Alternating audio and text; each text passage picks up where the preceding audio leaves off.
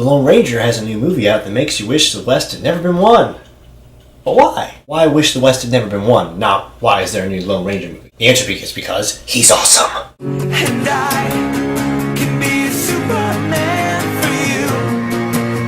I'll sweep you off your feet, and a princess you can be. Hi, I'm Normal Guy, and this is Normal Guy vs. the World, and this is a great Lone Ranger hat. Okay, so it's brown, not white, whatever. The Lone Ranger was created in 1933 by George Wendell and Franz Stryker for the radio show. Lone Ranger eventually went on to be very successful in TV and lots of other forms of media. On the radio show, the two creators made a set of very strict rules about who the Lone Ranger was and how he should be portrayed and go about his do-gooding. One of those was, of course, that he would never be shown without his mask. Another was that his overarching goal was to advance and support the country and the expansion of the West. Contrast that to today's Lone Ranger movie, where they make it look like a really bad thing that the Transcontinental Railroad was ever built, that advancement to the West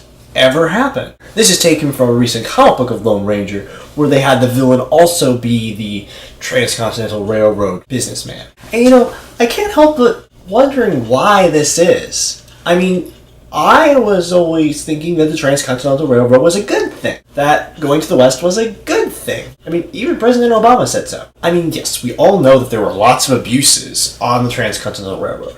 We also agree, we all know that we really screwed over the Indians when we went out west, and we shouldn't have gone out west in such a way that we would screw the Indians or, anyone else. And we did. And in our movies, in our books, in our TV shows, in our art, we should reflect that. But we should also, should we reflect that going out west and inventing the Transcontinental Railroad and building it was a good thing because it made the world smaller.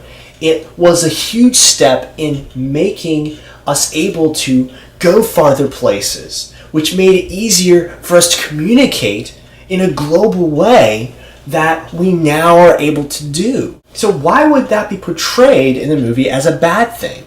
I asked this to a good friend of mine, and one thing it reminded me is that great influence that the philosopher Rousseau has over modern thought, that the ideal for humans is the state of nature. That there is a certain degree of regret that we have civilization because of all the problems that we have, and the ideal for man is a state of nature much closer to the way that the American Indians lived, or the way that, tribal people live, that is a greater ideal. That is a philosophical position of a great philosopher. It has a lot of influence today where people feel like, that is a better ideal. That we kind of wish we could turn back the clock.